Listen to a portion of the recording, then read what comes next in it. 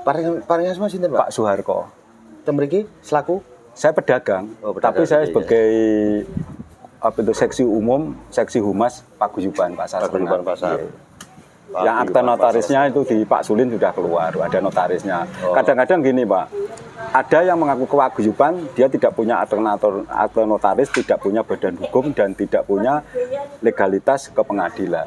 Itu yang jadi masalah. Jadi kita sering dikacau sama itu. Nggih. Makanya ini saya nanti kalau ada paguyuban yang mengaku paguyuban Pasar Serngat yang tidak punya legalitas, saya mohon nanti dari DPR atau dari pihak yang berwajib mereka ditangkap aja. Karena itu merupakan pengacau. Karena saya tahu persis bahwa paguyuban itu fungsinya aja membantu pemerintah daerah atau pemerintah pusat mentaati peraturan dan meluruskan peraturan yang ada di pasar. Jadi itu peraturan daerah atau peraturan bupati. Jadi saya harus mengikuti itu. Kalau tidak mengikuti itu, berarti mereka bukan paguyuban lagi, mereka adalah pengacau gitu loh, kelompok-kelompok pengacau gitu loh, Pak. Nggih, ilegal gitu loh. Gitu. Nggih, terus opine pasar lur jenengan nopo niki?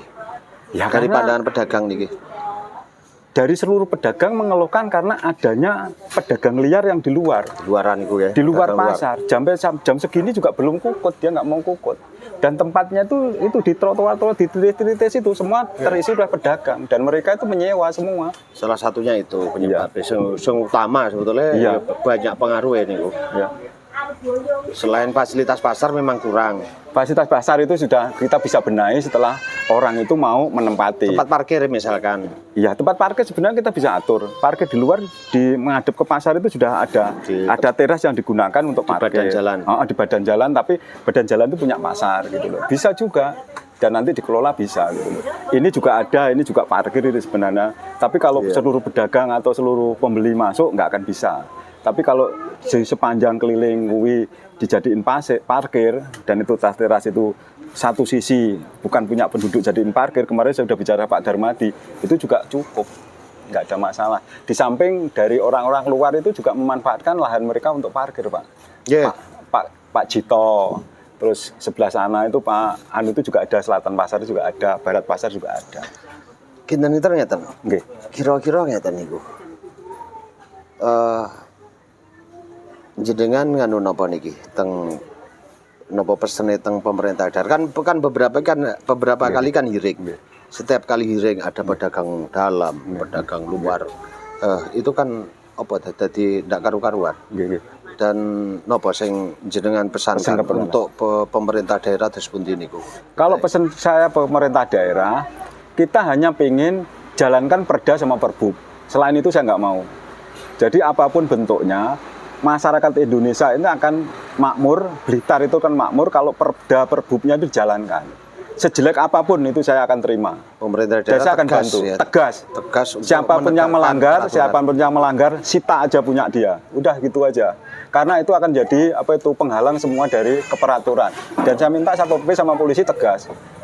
Orang kalau sudah nyewa sama pemerintah daerah 4x4, ya 4x4 itu mereka tempati. Kalau dia mau punya duit ya nyewa lagi, tidak perlu mengambil haknya orang lain. Sebagai contoh, emperan digunakan untuk kios permanen, los permanen. Itu juga melanggar karena apa? Banyak itu di situ. Dan itu sekeliling niki lah. Sekeliling banyak itu, Pak. Sebenarnya itu kalau pemerintah tegas, itu adalah lahan mereka untuk ditilang. Udah kamu tilang, bukumu bawa sini. Udah selesai. Sebenarnya karena kan sekarang petugasnya nggak ada yang berani, malah dia bermain di situ. Oke. Jadi niki kan napa?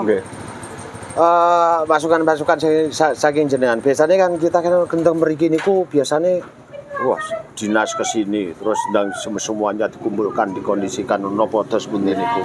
Nah, niki kan kita kan memang jalan-jalan di sini. Jalan delok kaya langsung kaya apa seperti apa. Nanti bisa keliling sana enggak apa sama, Pak. Salah satu masukan saking jenengan niku nanti untuk referensi kita di dalam Pasar Serngat itu diapakno to sebetulnya lah. Ya saya bilang itu tadi, pasar ini asetnya pemerintah daerah sebenarnya tinggi. Uang yang beredar ini mungkin 2 miliar lebih lah satu hari itu.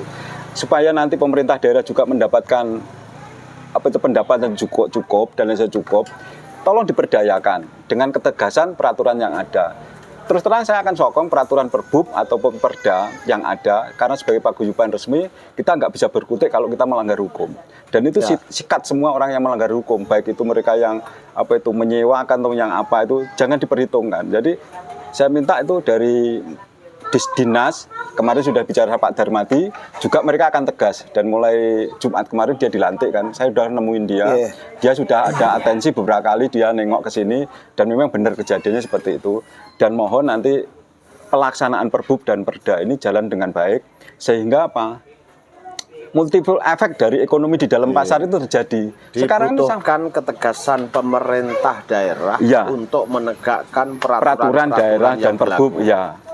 Itu aja, sudah yang lain saya pikir nggak perlu kita, memang kaku, tapi dalam pelaksanaan kita bisa lihat. Sebagai contoh misalnya mereka nggak punya tempat, silahkan aja masuk ditata di situ. Pasar dulu tuh jam 3 pagi sudah buka, tapi sekarang jam 7 baru buka, jam 5 udah buka. Tapi ternyata orang itu tidak masuk ke dalam pasar, mereka berjualan di luar. Dan petugas-petugas di sini membiarkan. Dan pembiaran itu mulai dulu. Dan setiap saya protes pembiaran, mesti ditandingi namanya paguyuban di luar yang tidak legal. Dan itu didukung sama pegawainya sendiri. Dan itu seharusnya bisa ditangkap polisi lah. Karena mereka melanggar peraturan pemerintah itu sebenarnya. Dan sampai sekarang, waktu hearing Bapak juga ikut beberapa kali kan, mesti ada yang paguyuban yang ilegal. Dan mungkin ketemunya cuma saya. Sekarang orang sudah kemana nggak tahu. Karena mereka sifatnya adalah premanisme. Karena kelompok-kelompok orang yang melanggar pemerintah itu kalau premanisme nggak ada. Kebetulan mereka didukung dan diundang sama pegawainya di sini sehingga merasa dia benar gitu loh Pak. Dan kita pun dimaki-maki kalau kita itu tahu hukum jadi nggak mau gitu loh. Karena ini kan yang bicara adalah peraturan itu sendiri. Mana yang benar, mana yang enggak. Ternyata ya mereka yang masih utuh ya orang yang ikuti peraturan. Yang mereka juga nggak ada di sini lagi. Besok lagi ganti orang lagi gitu Pak. Karena membuat kalau paguyuban jenengan kan yang resmi, yang sah. Iya, ada akte notarisnya kita Pak. Ada akte notaris di bawah Pak Sulin, yang bikin Pak Sulin tahun 2017. Makanya 2017 itu saya hearing di kabupaten, di sini sudah sekali. Waktu itu di kabupaten 2 kali. Waktu apa ya di renovasi kayaknya. Habis renovasi itu kita sama waktu itu kepala bidangnya kalau nggak salah orang dari Disub, laki-laki itu. Pak Gun itu Pak. Apa masih Pak Gun ya waktu itu ya? Bukan kayaknya. Saya lupa sih ada itu. Itu kan dia sanggup katanya 1 minggu menyelesaikan. Tapi setelah itu eksekusinya nggak ada lagi. Berkali-kali setiap mau eksekusi nggak jalan. Gitu terus alasannya. Nggak tahu alasannya apa. Jadi pelaksanaan Perbub sudah setuju di dalam rapat, tapi begitu eksekusi nggak jalan. Berkali-kali begitu. Sebenarnya waktu di hearing dari DPR udah jalan semua. Sudah bagus gitu. Sudah tinggal eksekusinya, mundur, akhirnya terlupakan lagi. Itulah saya bilang, sampai sekarang nggak selesai. Hampir 10 tahun lebih nih, hampir saya ngurus ini 10 tahun lebih. Nah, gitu. Nggih, matur suwun Pak atas informasi ini. Semoga menjadi bekal, menjadi referensi kita untuk rapat kerja dengan dinas perindak, sehingga ya supaya pasar Serengati ya urip meneh lah. Gitu. Ditata seperti apapun nanti. Terima kasih dari Pak DPR. Supaya fungsi legislatif kontrolnya itu jalan. Nggih Pak, matur suwun. Monggo lek badhe ngecek teng itu monggo kalih kula.